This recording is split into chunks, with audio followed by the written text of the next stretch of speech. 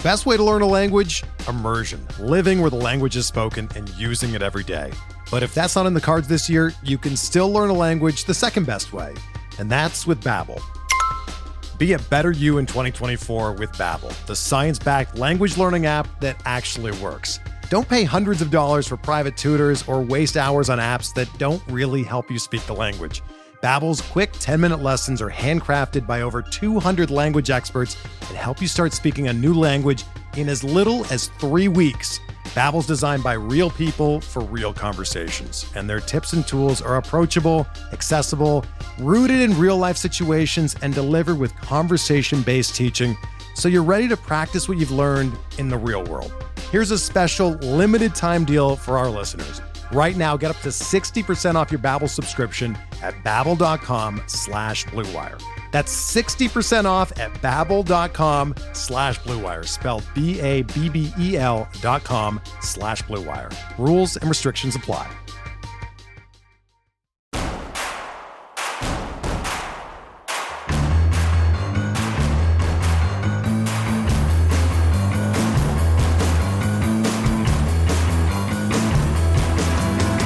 From your favorite source for Chicago White Sox talk, delivering news, interviews, analysis, and more.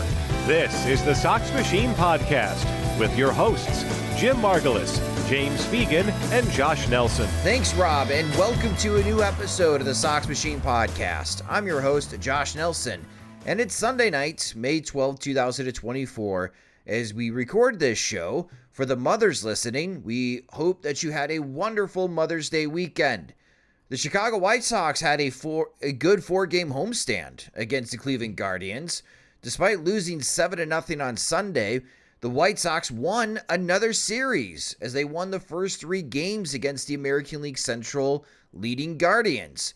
Big thanks to quality starting pitching and some better offensive results, especially from Andrew Vaughn, who might be waking up finally. Can't forget big moments from the White Sox bullpen, such as Jordan Leisure pulling an El Duque. We'll recap what happened against the Guardians and preview the next series as the Washington Nationals come into town and share what's capturing our attention around Major League Baseball. Joining me is Sox Machine's managing editor, Jim Margulis, as James Fegan has the night off, as we've been working him hard as he's been at every home game for the White Sox and gave him Sunday night off as he'll be at the stadium the next 3 days to cover the next White Sox home series against the Washington Nationals. And Jim, to start off this show, so the White Sox, shockingly, win 3 out of 4 against the Guardians. At one point, won 4 in a row before losing on Sunday, and they are 9-7 in their last 16 games. Now, I'm not suggesting the season has been saved. Here we go. They're going to go back into contention. The World Series is a possibility now. But it has me thinking of trying to stay in the present. Watching the White Sox have this type of success after starting 3-22. But knowing, looking at the roster, who could be dealt before the trade deadline in July, and what is upcoming starting next weekend as the White Sox travel to Yankee Stadium and start a very arduous 39-game stretch of baseball. Is this the best stretch of baseball we're going to see this season from the White Sox? I think they could maybe do a little better, just because I would think the best stretch of White Sox baseball would include Luis Robert Jr. somewhere.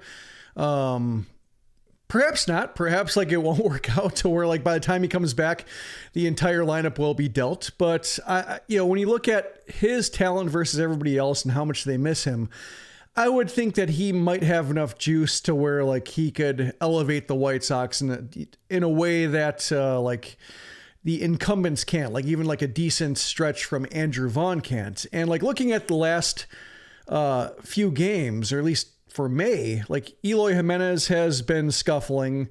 Gavin Sheets has been regressing. A lot of what came from this offense came from the bottom of the order, surprisingly. Paul DeYoung starting rallies. Corey Lee from 7th and 8th spots getting it done and flipping the order over to Tommy Pham and having a little bit of success sequencing there.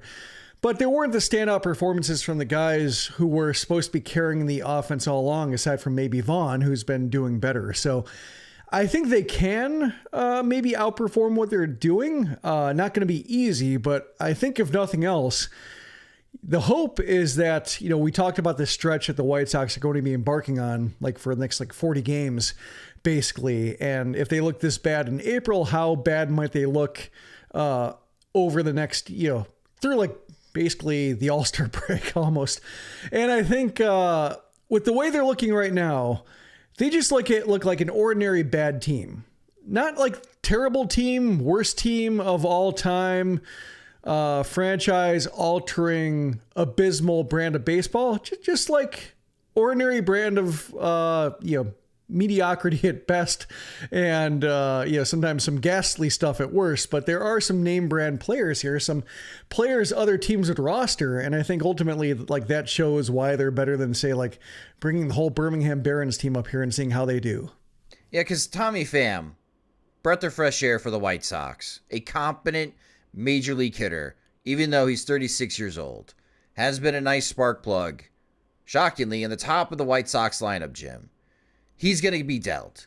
I would be shocked if Tommy Pham is still with the White Sox in August. A contender will want Tommy Pham to be their fourth outfielder coming off the bench, or maybe be a starting outfielder in case of injury, much like how the Arizona Diamondbacks used Tommy Pham last year to help them get through the postseason. And again, Pham had a great World Series. Flexen could be gone. Erick Fedde could be traded. John Brabia could be traded, and he's been a very reliable for the White Sox out of the bullpen as of late. The White Sox overall team quality today is not great. It can get a lot worse after the trade deadline, which we saw last year. The White Sox were awful after the trade deadline last year. And what's fascinating as we record this podcast, so the White Sox are 12-29. For our longtime listeners, this would be the podcast that Jim and I would dish out first quarter grades. There's no point in doing that. Okay, it would be playing the game, Who Doesn't Deserve an F? And it would be a 5-minute segment, Jim. Corey Lee, Gavin Sheets, Tommy Pham. Erick Fedde. Garrett Crochet. Yeah, Garrett Crochet doesn't get enough. Chris Flexen, good enough. Yeah. A lot of Fs. Yeah. A lot of Fs. But yeah, we're through the first quarter of the Major League season for the White Sox. And I hope that this isn't the best stretch. Maybe a better stretch will come, let's say it's September, and that might be more enjoyable if the White Sox can go 9-7 again in a 16-game stretch, Jim, in September, because we are hoping to see some of the younger talent that could be part of the next White Sox core. We're already seeing Brian Ramos, but maybe that's where you start seeing Colson Montgomery into the mix, and you see Drew Thorpe making starts instead of Michael Soroka. That would be more enjoyable. But I would not be surprised if we recap the 2024 season in October and circle this 16-game stretch, and this ended up being the best performing 16 games the White Sox had, where they went 9-7. They won multiple series. And for a brief moment, they looked like an average major league team. To go from on pace to be the league's worst team ever to, as you pointed out, just a normal bad baseball team. But yeah, I have a feeling, though, things are going to get a lot worse pretty soon for the White Sox. Yeah, I think when you look at the players the White Sox could deal, I think the one that might have the most to say about how the rest of the season feels would be the Tommy Pham corner, because Pham was not plan A or plan B or plan C. He was plan D. Robbie Grossman was a plan ahead of him. Kevin Pillar, gone. Dominic Fletcher didn't work in his first audition. Zach Deloche has not figured it out. Oscar Colas is getting benched for getting picked off. Kind of still looking like the same guy. So they had all what these. What happened with that real quick on Colas? Is this just mental lapse again? Seems like it. Just he got picked off by a catcher who did not rise up firing to first. It was a slow played back pick. It's not like he came up firing because like Colas is getting like a really aggressive secondary lead, which would be, a toot bland, but an understandable kind, like trying to make something happen and not doing it. This was just like the catcher noticing that Colas wasn't really going back to first base with any kind of urgency, or not looking, maybe tracking Colas's eyes and realizing like he wasn't looking at the ball. And so like before the catcher returned the ball to the mound, he fired to first, and Colas is not even ready to slide. So that's why he got benched on that one. But he's still having those moments to where like, Pedro Grifol isn't going to like him anymore. So when you look at all the younger options that were lined up and are not quite clicking, Pham comes in as plan, D, E, F, whatever he was, and is, propping things up right now. And if he just bought time for Fletcher, Deloche, et cetera, to figure it out and step into a corner and be okay, then that's one thing. And actually that probably feels better in terms of like net major league value, because now you're looking towards 2025 and maybe 2026 with a guy like Fletcher, whereas the Pham, you're buying a year at a time. But if the White Sox trade Pham because they get like a deal they think they can't beat, and Fletcher doesn't look like anything, and Deloche doesn't look like anything, and Colas is Colas, then I think it gets to be that mess that you're talking about, to where they can't, even if Robert comes back, can't match what they've done in the last 16 games. So that's the corner I'm looking at. And while they traded Robbie Grossman for a AA reliever, probably because of like the power issues that Grossman has, feeling like anything we get that we like is worth it. Pham probably feels like they could hold out for the most desperate team. So I think they can wait a little bit longer to buy some time. It won't be like flipping Grossman while he's hot. But I am curious to see just exactly whether any of these young outfielders can make use of the time that Pham is buying them. Well, one player that seemed to wake up in this series was Andrew Vaughn, as he's someone that I've been advocating for a while to be sent down to Charlotte to be optioned there so he can figure out his timing, get better results, just remember what it was like to hit a home run.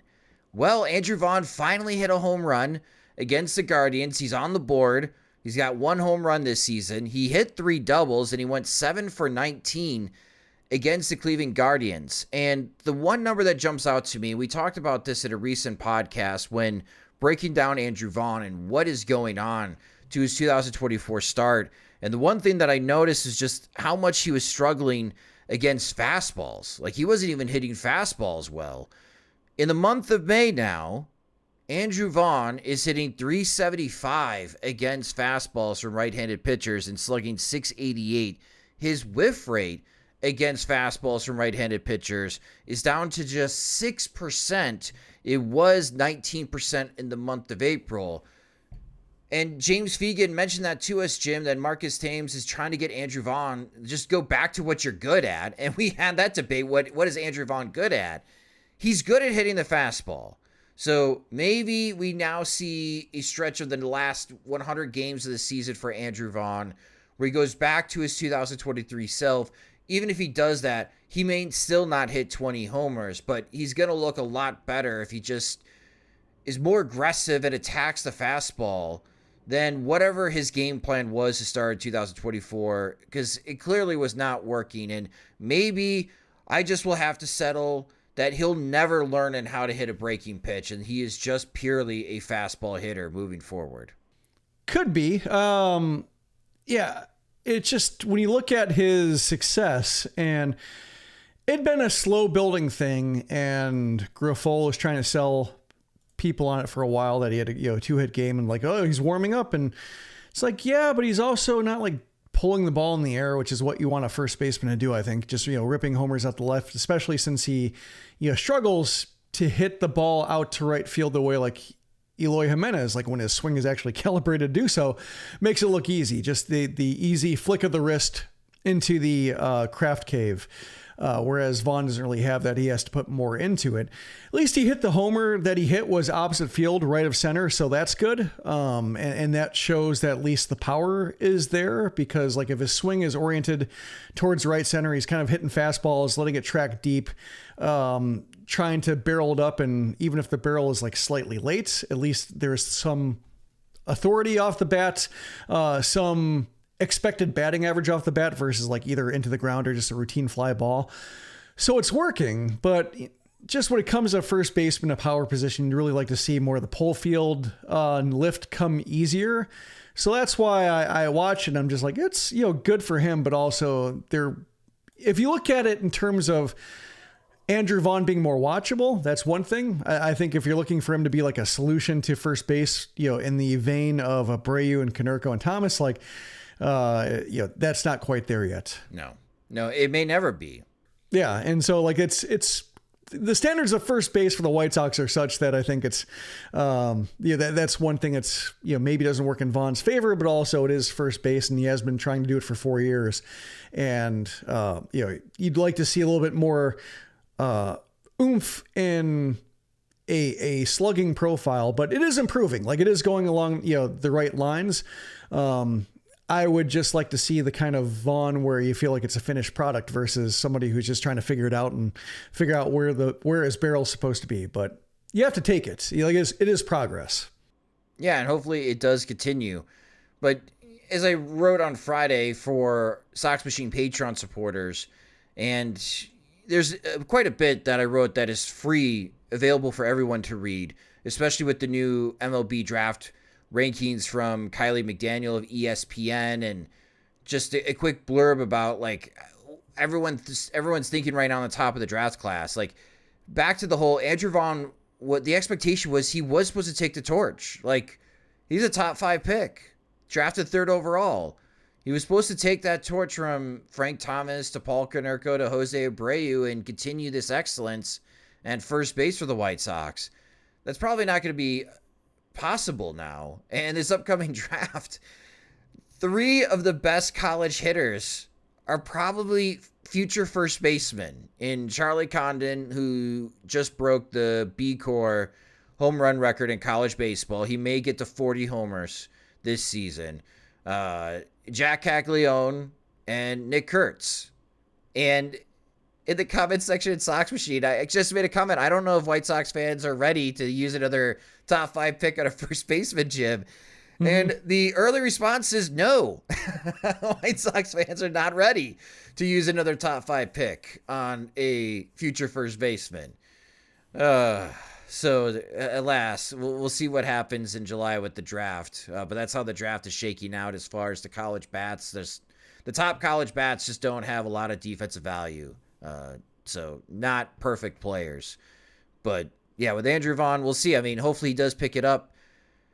If he doesn't, I just do wonder who will take the torch in the excellence of first baseman for the White Sox, because it does seem like Gavin Sheets is a right fielder again. Is that where we're going with now, Jim? Pretty much. Awesome. That's all I got to say. Yeah. He's trying his best, though. I give Sheets credit. He is trying his best in right field. No, it's never him. I know it's not him. He's great effort. Yeah, it's at some point, like, maybe year 1, it is him. Year 3, it is not. No, it's on the White Sox. Yep.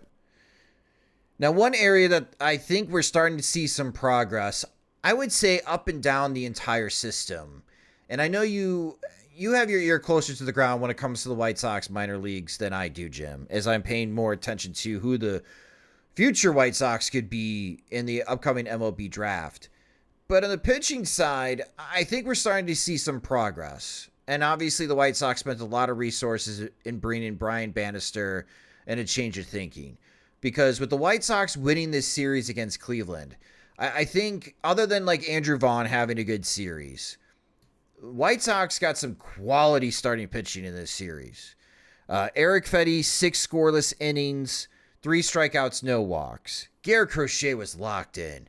Garrett Crochet looked really good against Cleveland. 6 scoreless innings, no walks, 11 strikeouts from Garrett Crochet. That's ace-level pitching. And I gave him a hard time in the last episode, and rightfully so. Mike Clevenger was awful against Tampa Bay. Mike Clevenger was not awful against Cleveland. He gave up that opposite field homer to Josh Naylor, but he went 4 2/3 innings because he met his pitch max. He was at 73 pitches when he was pulled. But Clevenger struck out 5 and didn't walk anybody. That was almost a complete inverse of what happened at Tampa, where he walked 4 and didn't strike out anyone. Having 3 of these, and Clevenger doesn't count as a quality start, but having Fedde, Crochet, and Clevenger, 3 straight starts against Cleveland to combine for 16 2/3 innings and only give up 1 run.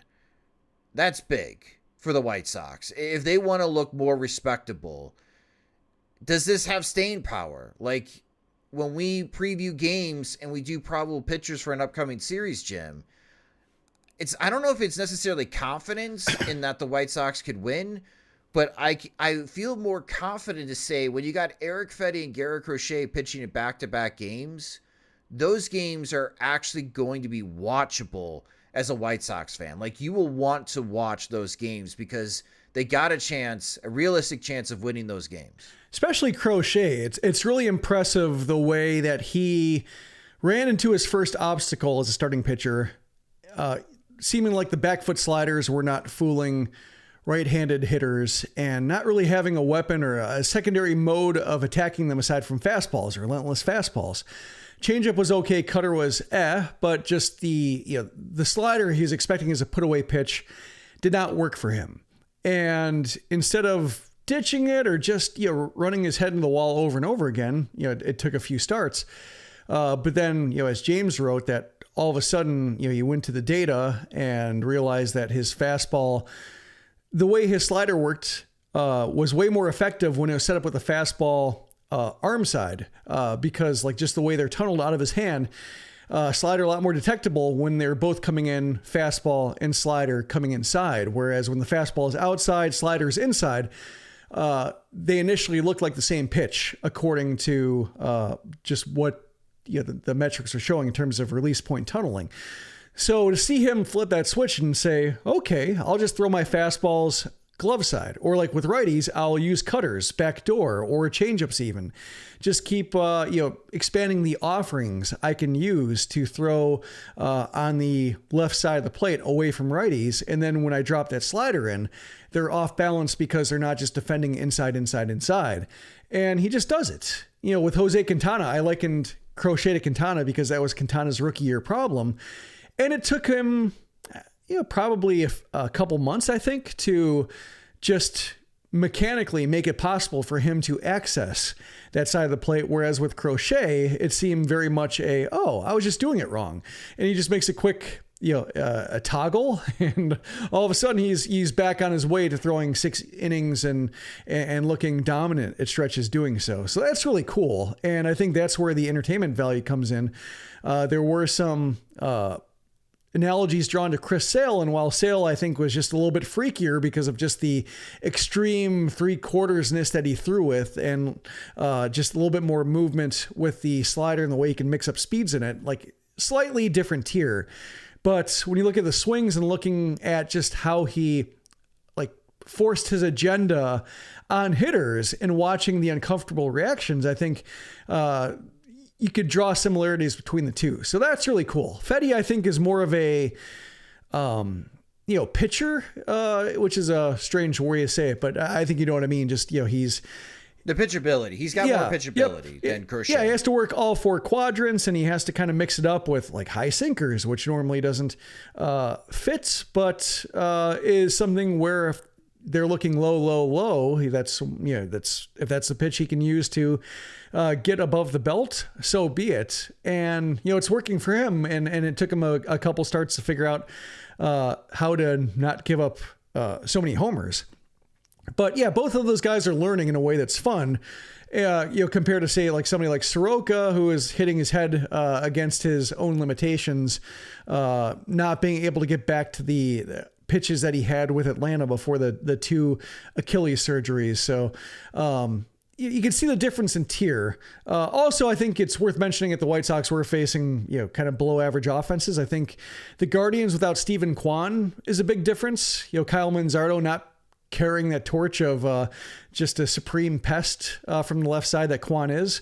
So White Sox caught them at the right time, I think. St. Louis is a mess, so if you go back to that series, they're having major problems.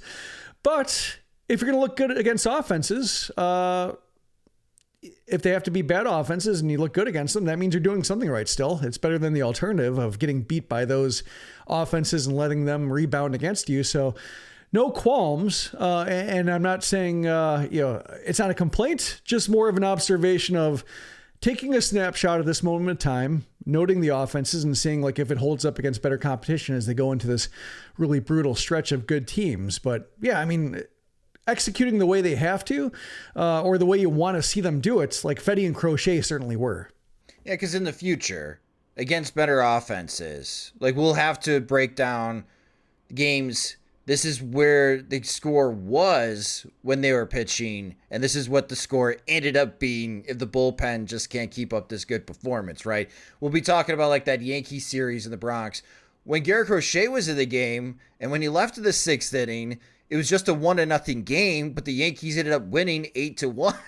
And we may have to have some of those types of conversations. But like to your point, Jim, and backing up, yeah, when you're facing below average offenses, this is where, strangely, as a White Sox fan in 2024, I think you should have a little confidence that the White Sox have a realistic chance of winning those games when Fedde and Crochet are on the mound. We'll see about Mike Clevinger.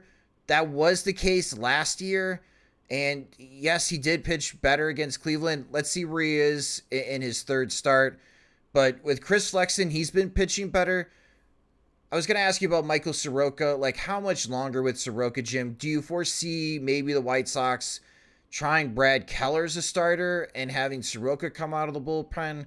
Because there's definitely a problem times for the order penalty issue with Soroka. And his is not, don't have him face a lineup a 3rd time. It's now questioning, should you even have him face a lineup a 2nd time?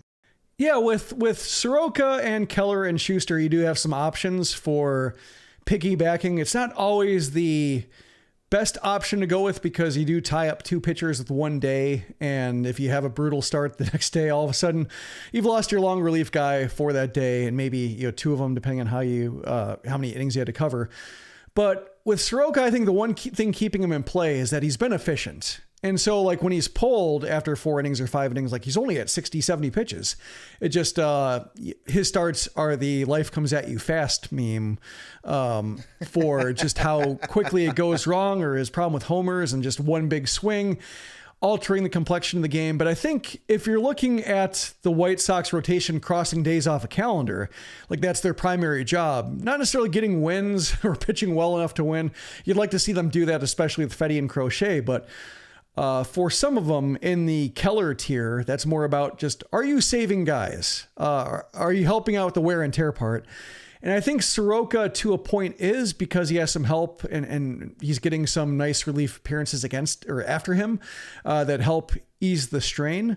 So right now, I think he works well enough, and he's certainly trying when it comes to his pitch mix, trying to figure out something that works. So yeah, I wouldn't say it's imminent. I would be surprised if he were cut before he made like 2 more starts, because at least he's been watchable. It's not like a slog to where he's, immediately throwing 40 pitches an inning and all of a sudden the bullpen is warming up in the 1st.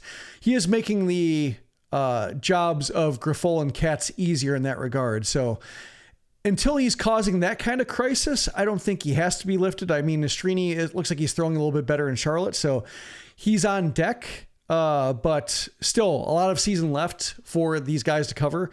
So that's why, I'd probably wait till, Memorial Day, before, considering Nastrini, like for the final 4 months. Like you really have to commit to Nastrini, I think, make sure that he's all the way back in order to feel like you're not just pulling him up and down and messing him with a little bit. Yeah. So that's why I think Soroka is fine. If it gets to the point, and I think Clevinger, same thing with his last start, the Soroka game plan being efficient early, getting in and out of innings pretty quickly. The contact started getting louder. Like the last 6 batters were pretty well hit, not smoked, not lasers all around the field, but fly balls getting longer, ground balls being hit a little bit harder, and gave it the homer. Another single fell in, and so after 72 pitches, I think it was, Grifol went to the bullpen, still building up his workload, but it was a case of his line looked better. Like if they needed him to go 6, his line probably would have looked worse.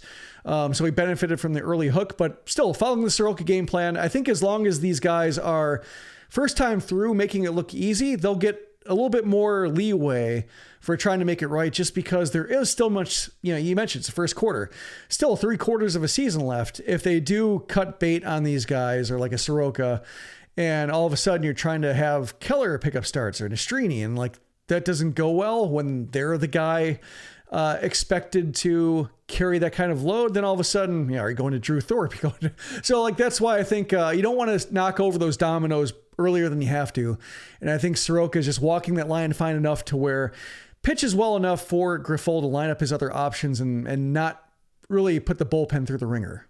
That's a good point, Jim. And like with Drew Thorpe, I'm expecting him post All-Star break to come up to the White Sox. Like, I think Thorpe's just going to stay with Birmingham through the first half of their season.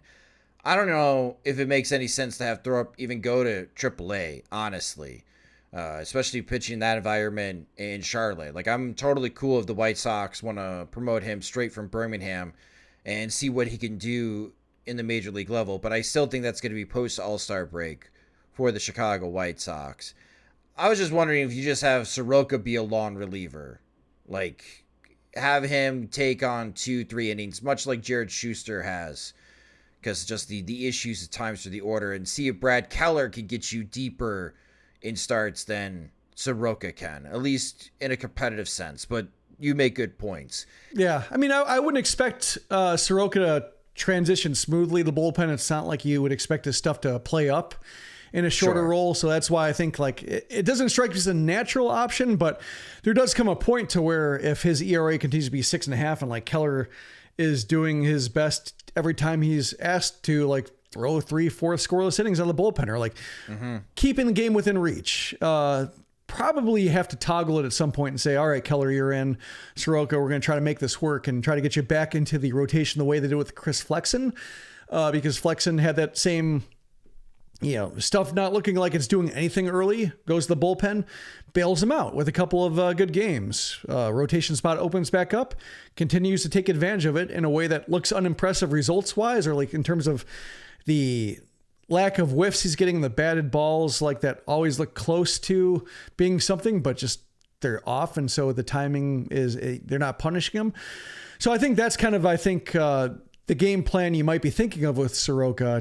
I think given the injuries, given the way he hasn't pitched really in any kind of relief role before, I wouldn't expect it to go smoothly. I'd expect for some reason, I expect his preparation to be a little bit more rigid, whether it's because he's been working back from injury so much or whatever, but I could be wrong. Just that's my gut feeling on it, and maybe why the White Sox don't want to try it. But at some point, if this continues, Soroka may have no other option but accept it, because other teams might be looking at him the same way, like an innings guy.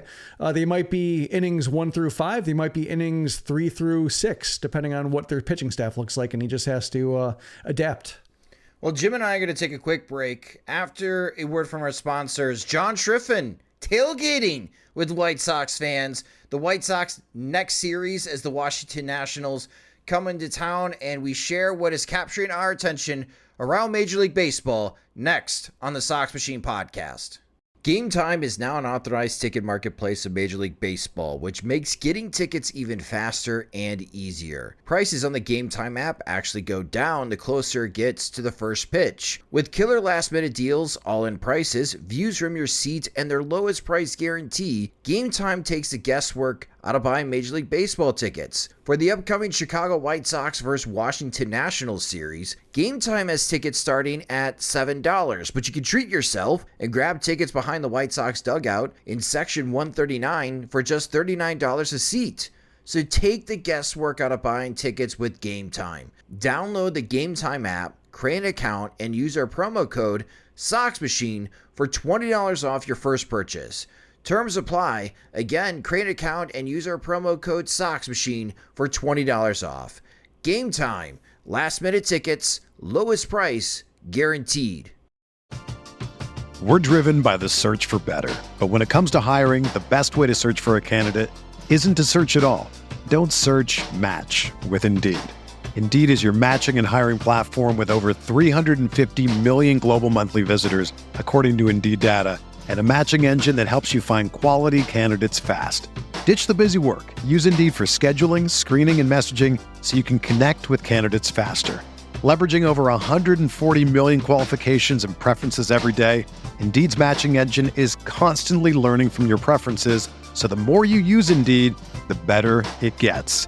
Join more than 3.5 million businesses worldwide that use Indeed to hire great talent fast. And listeners of this show will get a $75 sponsored job credit to get your jobs more visibility at Indeed.com/Blue Wire. Just go to Indeed.com/Blue Wire right now and support our show by saying that you heard about Indeed on this podcast. That's Indeed.com/Blue Wire. Terms and conditions apply. Need to hire? You need Indeed. Welcome back to the Sox Machine podcast. So if you're tailgating at a White Sox game in the near future, invite John Schriffen to visit your tailgate. Big shout out to our friends, the Chicago Sports Bums. They've been doing an awesome job this season hosting tailgates at White Sox games. They're usually in Lot B hosting them. And they have another White Sox fan. He goes by Fight Sox on Twitter. He's a chef. He's an actual chef, has been cooking at these tailgates. And if you're a bourbon fan, they had a Maker's Mark guy that was at the tailgate passing out samples of bourbon. And of course you have all the beer, and you had lots of White Sox fans there. It's always a great time. They call it Whiskey at Comiskey. So follow our friends, the Chicago Sports Bums, on social media. Get those dates. They're going to be helping us out for our tailgate in Milwaukee, Saturday, June 1st. Sox Machine, along with From the 108 and the Chicago Sports Bums. We already have 350 people committed. And last time we did this in 2021, over 400 people came. So we're expecting a big party Saturday, June 1st between the White Sox and Brewers. So big shout out to the Chicago Sports Bums. But Jim, this is our John Schriffen minute. About 40 minutes before first pitch, John Schriffen's there, man. He's tailgating. He's taking selfies with the fans and everything. It's pretty cool. Like, I know we've been giving him a little bit of a hard time in this podcast about his play calling style. I've noticed it. It's been toned down as of late.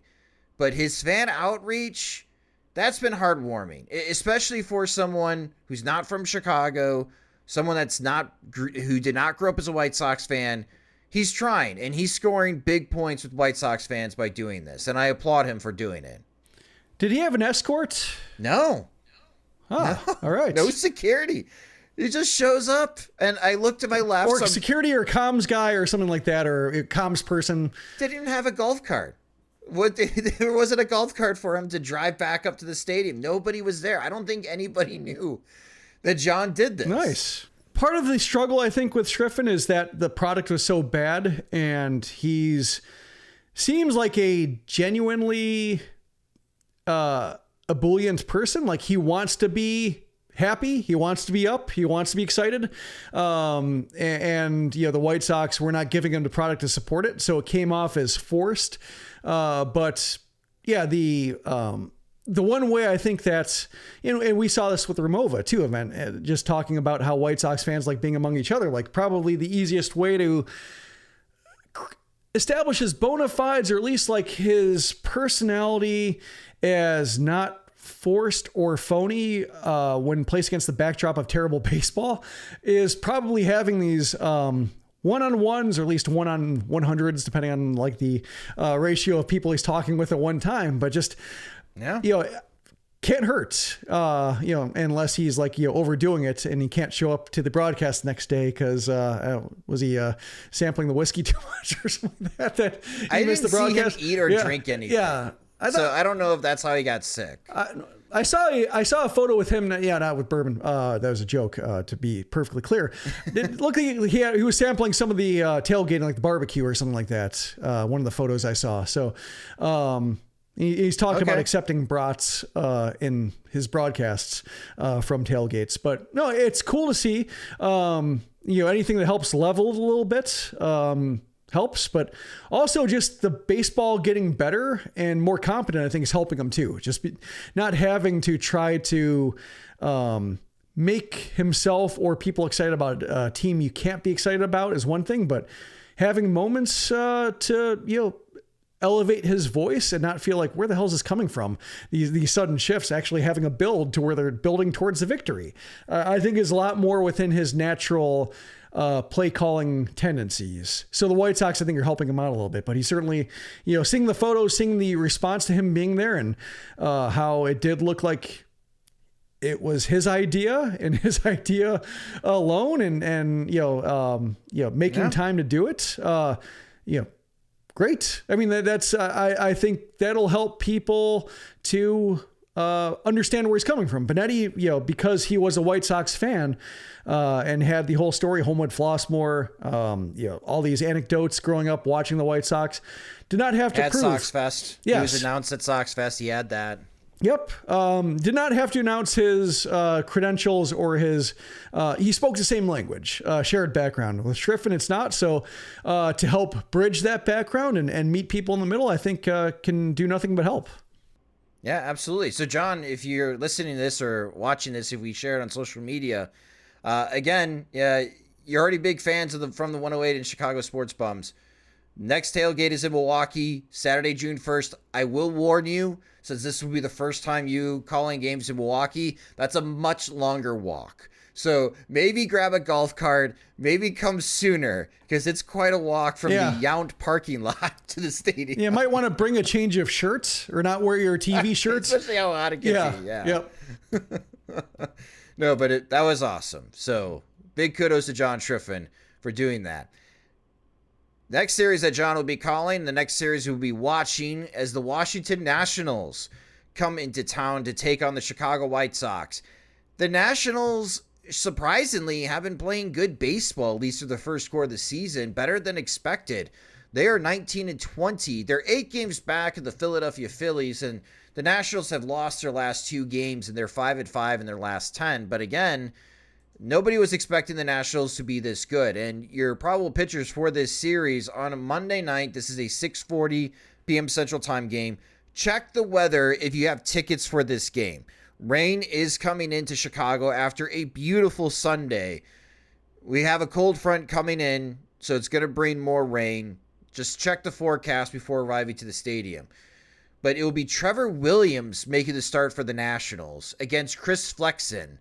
Trevor Williams, Jim, has a 1.96 ERA. He's 4-0 to start this season. I don't know where this is coming from, but Trevor Williams is having a career year to start this season. Tuesday night, 6:40 p.m. Central Time, it's Mitchell Parker against Erick Fedde. So revenge alert for Erick Fedde facing his old team. And then Wednesday afternoon, getaway day, Patrick Corbin against Garrett Crochet. And my fellow baseball bettors, I am sure your eyes have just got a little wider there hearing the name Patrick Corbin, even though he screwed us over against the Boston Red Sox at his last start. But as we spoke about at the beginning part of this show, before the break, Jim, as White Sox fans, you have to feel more confident about their ability to win games when you got Fedde and Crochet going back-to-back. I know the Nationals have been playing a lot better baseball, better than expected to start this season. But when I look at Tuesday and Wednesday, I'm thinking that this good run the White Sox have had the last 16 games can continue before they reach the hellscape that's the next 39 that starts this upcoming weekend. So I'm feeling pretty confident about this 3-game series for the White Sox, where I think they could pick up another series win. How are you feeling about this series, especially when you look at the pitching matchups? I think I might have felt more confident about that until watching the White Sox do nothing against Logan Allen. It seemed like a favorable matchup. So when seeing Patrick Corbin come up and thinking, well, Allen's ERA was worse, and he improved it by 0.6 of a run in a single game by shutting down the White Sox, even though he took a line drive right in the back to start it and just bounced back and shut the White Sox down. That makes me think they still are the White Sox to a certain degree, especially offensively. But I do think this series is a good measuring stick a little bit, as sad as that sounds.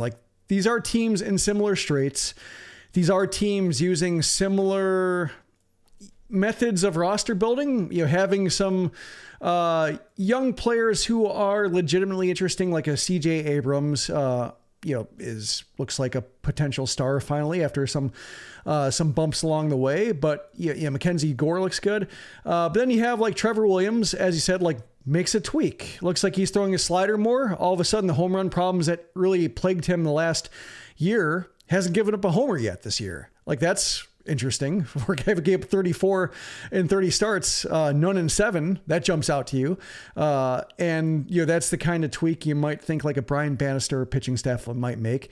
Getting performances, talking about, Mitchell Parker, not necessarily a household name, but doing pretty well. Hunter Harvey, another guy who's bounced up and down a little bit, figuring it out, providing some quality starts early. So the offense right now buoyed by like former Reds who always seem like a good trade partner for the White Sox, like Jesse Winker, Nick Senzel. Like, the White Sox could use guys with pedigree who aren't quite clicking with their teams. They have plenty of plate appearances for them. The Nationals are giving them those plate appearances instead. They're providing a little bit of something right now, even though it looks a little bit iffy when you look at strikeout rates. But still, like they're giving plate appearances to guys who are maybe look at the Nationals as their last chance. So there are some similarities. It does look like the Nationals are doing it better. But I think if the White Sox continue playing like they have, against St. Louis and against Cleveland, picking up series wins there, I think you'll at least see them play a team like the Nationals and say like, talent's not that good, or not distinctly better than us. And, as long as our best pitchers are throwing and we're not just scrambling to cobble together 9 innings from quadruple A pitchers, we should be able to hang in there and hopefully win 2 out of 3. For this series, another within the matchup that I'm going to be paying attention to is CJ Abrams against Andrew Vaughn. And for longtime listeners of this podcast, this was a great debate back in the 2019 Major League Baseball draft, as there were quite a few rumors that the White Sox had interest in CJ Abrams, taking Abrams with the 3rd overall pick. Obviously, they went with Andrew Vaughn, who's supposed to be the more surefire prospect, one of the best college bats available. Abrams dropped down to the San Diego Padres, which that's all the Padres ever do with their first-round picks these days. They just take whatever's the best high school player available, because the Padres believe they have better development systems and tools and coaching in place than universities do. It's hard to debate that method for the Padres. It works for them. But the Padres were able to take CJ Abrams and Mackenzie Gore, package them together, send them to Washington in exchange for Juan Soto. So this is how Abrams gets to the Nationals. And so far, before Sunday's game, CJ Abrams, 4 triples. That leads the league. 7 doubles, 7 homers. He's got an OPS at 854, and he's already worth 1.3 WAR according to Baseball Reference, and this comes after a 3.4 WAR season in 2023, his first full season with the Nationals, where he played 151 games at age 22. So far, through 186 games, CJ Abrams has been worth 4.7 WAR for the Washington Nationals. Through 451 games with the Chicago White Sox, Andrew Vaughn has been worth 0.3 WAR.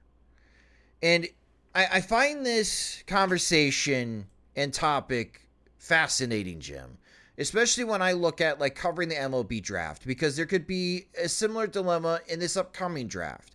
There are Bryce Renier and Connor Griffin. Those are the top prep players. And the White Sox, arguably, and maybe I'm wrong here, let me know if I'm wrong, from a White Sox prospect perspective, the White Sox most interesting prospects that they have were guys that they took out of high school in the first round, in Colson Montgomery and Noah Schultz. So maybe the White Sox are making some headway developing the teenagers to get them to where they could be successful major leaguers. And here we are now with Andrew Vaughn at age 26. He finally waking up. But then you look at the flip side of what you could have had in CJ Abrams, who's now in his third season of the majors at age 23, which was the same age Andrew Vaughn debuted in the majors back in 2021. And it always makes me wonder, like, what is the best way going forward when it comes to position players in the MLB draft? Should you take the teenagers if you believe that you are better at developing them to being successful major leaguers than the top universities? Or if you don't have confidence that you don't have that type of development system, that you have to bank on college bats because you could maybe help them jump to AA, and then after AA, we'll see how they fare. Like, it's always a conversation that I have inside my mind when covering the draft and just covering the majors. When you have this possibility of, oh, you let this guy go, you could have had him. And the White Sox could use someone like C.J. Abrams because, honestly, Abrams fits more into what Chris Getz and Josh Barfield want with this fast method than Andrew Vaughn does. I think it works, drafting teenagers, drafting high school players, if you are not especially precious about keeping them or needing them to be stars for your team. Like, the thing that's interesting about the Padres is we just saw them with trading Dylan Head for Luis Ariz, is they draft a high schooler who can play up the middle, and they're fine trading them. They don't get too, just AJ Preller's mode of operation is just, he'll trade anybody, it seems, to make a deal work. And it just seems like they have this endless supply of athletic prospects who have not used up all their chances yet. Some have higher stock than others, or some are, hotter than others, but they all have some appeal to other teams because they can make themselves useful in other ways besides their bat. I mean, we saw the polar opposite with the White Sox, drafting Andrew Vaughn, drafting Jake Berger, drafting Gavin Sheets, drafting Zach Collins, polished college bats who have to work like hell to stay off first base, and offer no versatility. If they don't hit, teams aren't interested. They're older when they get to the level, or if they have a hard time adjusting to major league pitching early, or in the case like Berger, suffer some injuries that prevent him from getting the majors. All of a sudden they're 26, 27 and looks like they're shot, whereas Abrams has the same amount of chances that he doesn't work with, but by the time he clicks, he's only 23. So I think that's why they always have trade value. And I think if you're a team like the Padres and you draft these guys, you're not like hell bent on seeing them go through your system all the way through. You can trade them at any given time. Then I think it's easier to draft those guys. I think it's harder to draft them when you're trying to find out, like, who is a guy that we can have a star production from for 6 to 7 years that we don't have to worry about paying. Can it be Colson Montgomery? Can it be, Noah Schultz? Like, then all of a sudden you're holding on to that prospect for dear life and, riding those ups and downs. And if they happen to, stall out in AA, like some high school prospects do, all of a sudden, just like, never again. That sucked. Then, we got nothing to show for it. Whereas like Nick Madrigal, when he's as disappointing, because he got to the majors, it doesn't feel as bad. That you saw a glimpse of what it could look like when he gets there. I think it's a matter of mindset. And if you're conservative like the White Sox are, like the fact that a Berger or a Madrigal or a Vaughn or Collins got to the majors is proof that it didn't fail. Whereas, a team like the Padres that might look at it and say like, well, these guys have no trade value. That might be how they see their draft picks failing. That is a great point. I never thought about it that way, but that is an excellent point, Jim. Because like when it comes to the upcoming draft for the White Sox, I like Charlie Condon. I like Travis Bazzana. They're not going to be there. They're not going to be there at pick 5 for the White Sox, which is why I'm kind of like steering as far as the coverage, like based on what I am seeing. The White Sox could use more starting pitching. I have confidence they could develop starting pitchers, especially with Brian Bannister, part of the front office. Hagen Smith has a different type of skill set, very similar skill set to Garrett Crochet than someone like Drew Thorpe.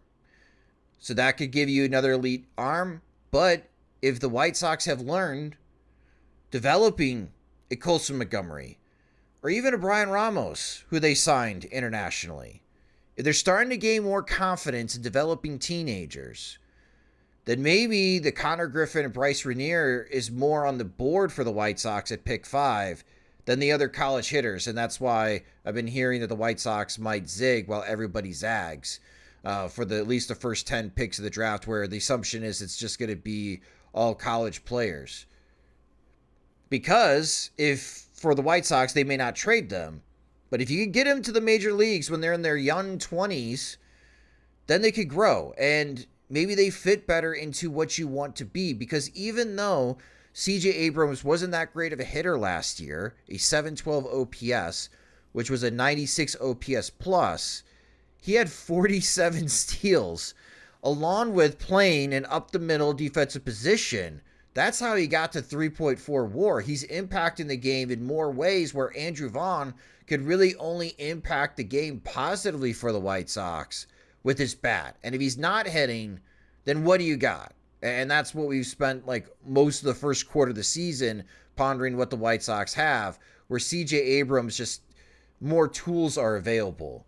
And I'm wondering if that is what the White Sox, with this new front office now, if they had to redo the 2019 draft, I wonder if they do take someone like CJ Abrams over Andrew Vaughn, Jim, moving forward, because of the different way that they want to play baseball. Abrams fits more into that model than Andrew Vaughn does. Yeah, I think, Vaughn, Keith Law calling him like one of the greatest draft busts of the last 20 years. I thought that was a bit harsh, but okay. Bit harsh, but I guess maybe it's only harsh because it speaks to just how highly he was thought of as a collegiate hitter, to be like, he's it's your definition of bust. He got to the majors and has, some okay years, being a second division starter, like that's not failure.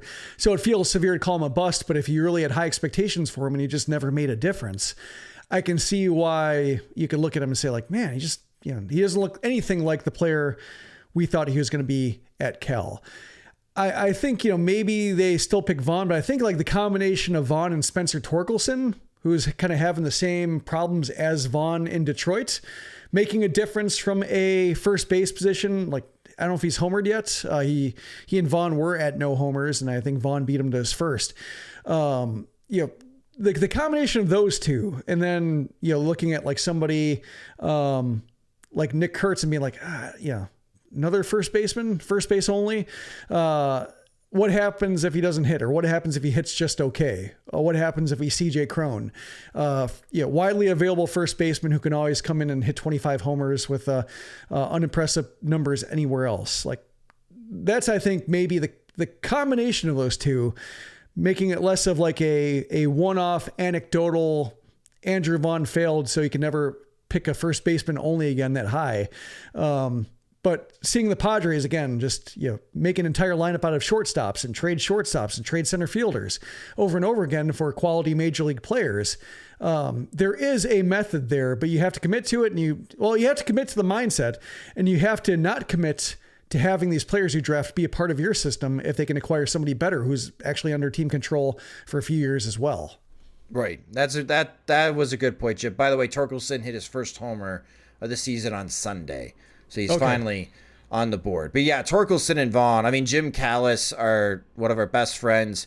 In his most recent mailbag on MLB.com, he was asked about that question. Have Torkelson and Vaughn kind of wrecked the college first baseman draft profile? And Callis went back. The best performing first round college first baseman is CJ Cron, as you mentioned, Jim.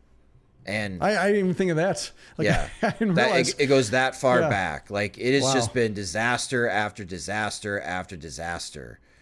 So it's just something of mine. And watch Andrew Vaughn go 7 for 12 in this series against the Nationals that hits 3 homers, and CJ Abrams goes like 0 for 11 with 7 strikeouts. But it does have me thinking, with this new way of thinking for the White Sox with Chris Getz and Josh Barfield in the upcoming MLB draft, and we know how much Mike Shirley loves his prep prospects, loves scouting them. I just wonder, with this front office, you may have a similar situation with this upcoming draft, if they would have went with Abrams over Vaughn. Now we take this moment and look around Major League Baseball. A lot of exciting things this past weekend. We finally got to see Paul Skenes make his MLB debut. hitting 101 miles an hour right away. Just an elite arm talent. And the Pittsburgh Pirates, man, they're starting to build a rotation there. He and Jared Jones, they got some electric arms that they're building in Pittsburgh. They're still struggling, though, in the standings. I thought their position players would be performing a little bit better, but the Pirates are in third place right now in the National League Central. They're 18-23, but they're 6.5 games back of the Brewers and 6 games back of the Chicago Cubs, which, interesting, the National League Central has suddenly become just a 2-team race. I thought it'd be more competitive. And Baltimore. Baltimore has tied their best start in franchise history. They are 26-13 to start this season, and we're going to see the Baltimore Orioles come to Chicago in a couple of weekends over Memorial Day weekend. And that's not going to be a fun series. Well, maybe it'll be a fun series to see the Baltimore Orioles, but it won't be fun if you're rooting for White Sox wins. But the if Orioles, you're looking for quality baseball, though, yes. I mean, that's I think a big selling point. I think for a team like as bad as the White Sox are is watch the other teams. Yeah. I mean, the Orioles, fantastic. They've won 7 of their last 10 games. Those are the 2 dates that have caught my attention, and Paul Skenes will be appointment television just to see and how he fares. Because again, I mean, really rare to see this type of velocity and his just the overall type of stuff. Like, he can be a future Cy Young winner for the Pittsburgh Pirates. Jim, what caught your attention around Major League Baseball? The Royals are still feisty. When you look at the top of the AL Central, 3 teams within a half game of each other. The Royals are 25-17, have a run differential plus 49. The one thing when you look at their record performances, like a little bit of bum slaying going on, and that's not bad. Like a team like the Royals needs to capitalize on favorable matchups to build confidence that they can win games. So I'm not like knocking them, but I am looking forward to like the series against the Mariners. I think the Mariners are in a similar position to where they're trying to gain some separation from the rest of the division, or at least like the bulk of it. The Rangers are running, at least they were in first place. Mariners just went back up ahead. But that whole NL West is kind of murky right now. The Mariners have been making some strides towards like distinguishing themselves. But the Royals, right now have the better record. So theoretically, if the Royals go to a place like Seattle, it should be pretty even. Like the Royals should, it's a good measuring stick series for them. So I'm looking forward to seeing like how they fare, because the rest of the month they play the A's after the Mariners. So there's that, but Mariners, A's, Tigers, Rays, Twins, Padres, like pretty good series to kind of get an idea of how good the Royals are, how tough they are, how good the pitching staff is. But right now I'm intrigued by them because I had them being better, but not 25-17 good, not like playoff team at the end of the first quarter good. And that's a good point that you make, because if the postseason started today after the first quarter, your American League playoff matchups, the number 1 seed would be the Orioles, the 2 seed would be the Guardians, the 3 seed would be the Mariners, 4 seed Yankees, and that 4-5 matchup, the Minnesota Twins. I don't think Twins fans want that. Your 6 seed would be the Royals. So this Mariners-Royals series that you talked about, if the season ended today, Jim, that's a first-round playoff matchup, which I don't think anyone would have expected, and probably still would expect at the end of the season. But that's just how the first quarter of the season has gone. The Royals, we could talk about, are currently in the playoff chase, and maybe they get feisty come to the trade deadline. Like, let's see in the next couple of months here. But if the Royals can keep winning at like a 550 to 600 winning percentage pace, they're going to become buyers of the trade deadline. And that team might get better in the second half.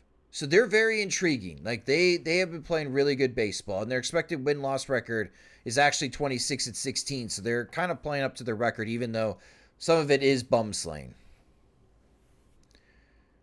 In the National League, when you look at the playoff matchups, the Philadelphia Phillies are 28-13. They have the best record of Major League Baseball. They're making my World Series prediction look awesome right now. Mm-hmm.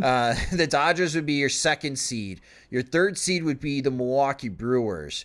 Your 4-5 matchup, the Atlanta Braves and the Chicago Cubs. That would be a fun series. And your 6th seed, the San Diego Padres.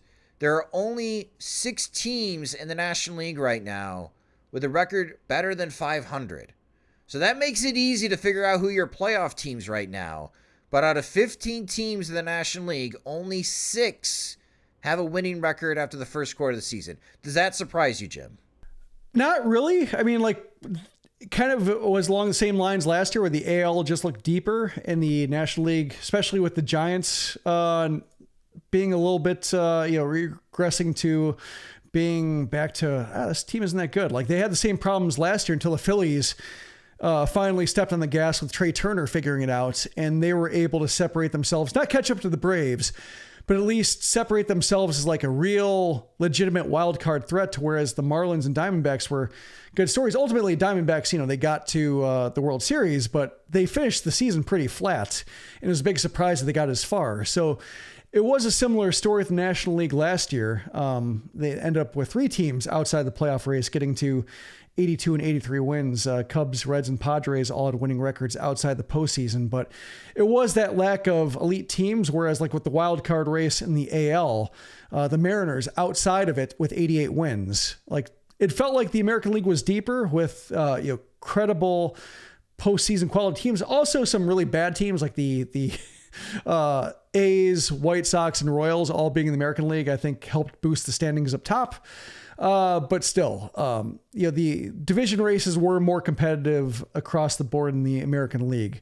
So not necessarily surprising, but I think maybe the biggest surprise in the National League is like the Diamondbacks not quite getting it together. It looked like they figured it out at the end of last year, and they're back to being this mysterious 500-ish team, especially Corbin Carroll getting off to a slowish start, to where not confident that they'll be all the way back.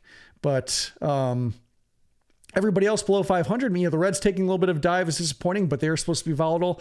Cardinals, maybe, I think, are the, we talked about them. We've talked about them before, especially after the White Sox beat them. Like the vibes seem all off.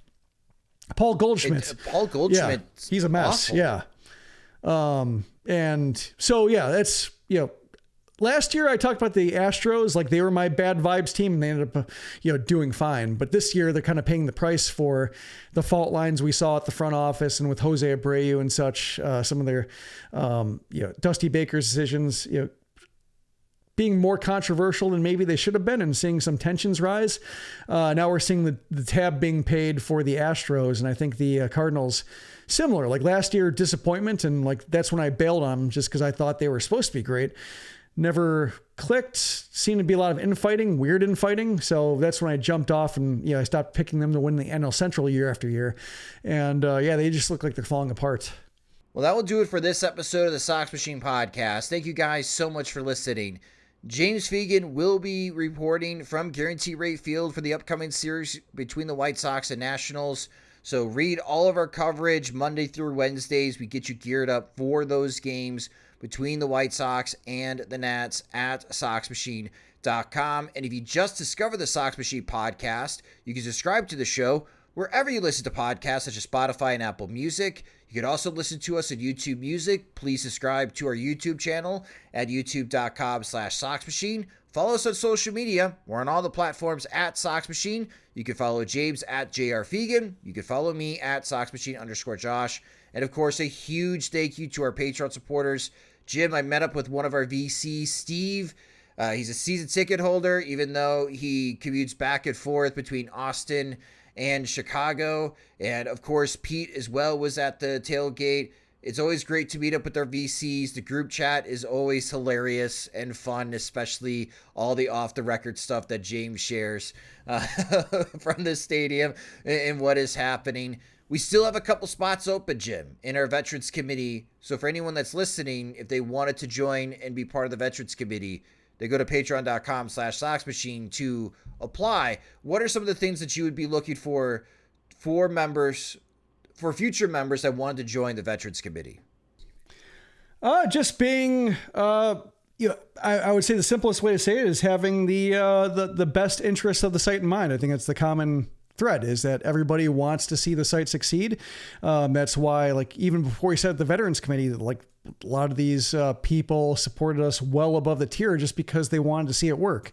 And so they're, always thinking about ways to improve, or able to answer our questions about, what do you think about us doing this? And, having the conference calls to kind of talk about plans for the upcoming quarter or half season, whatever stage of the season or year we're at. Just very helpful. And I think that's just what it comes down to is it's a weird project we're doing here. Trying to create an, standalone independent site, self-sustaining, fully paying site for a team as bad as the White Sox. And you do need some people who are, as just fervent as we are and just trying to cover this team as weird as they are. You probably need some people who are as fervent in wanting to see coverage of that team. And I think that's what the VC is. And if you just want full access to our coverage, especially what James is writing, what Jim is writing, the things that I'm covering for the MLB draft, it's just $5 a month. And again, it helps us a great deal continuing the level of coverage that we are providing of the Chicago White Sox. Again, you can sign up at patreon.com/Sox Machine. The Sox Machine podcast is a production of SoxMachine.com, your home for all things Chicago White Sox baseball, and part of the Blue Wire Podcast Network. Alongside Jim Margulis, I'm Josh Nelson. Thanks for listening and watching.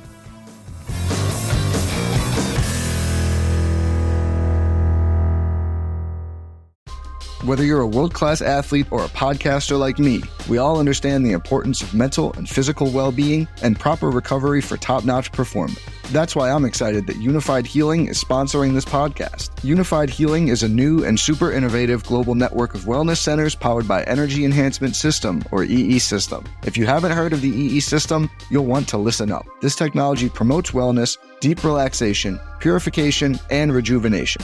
In hundreds of locations across the globe, access to a center is easy and affordable. Interested in experiencing the EE System technology for yourself? Go to unifiedhealing.com/bluewire to learn more and find a center near you.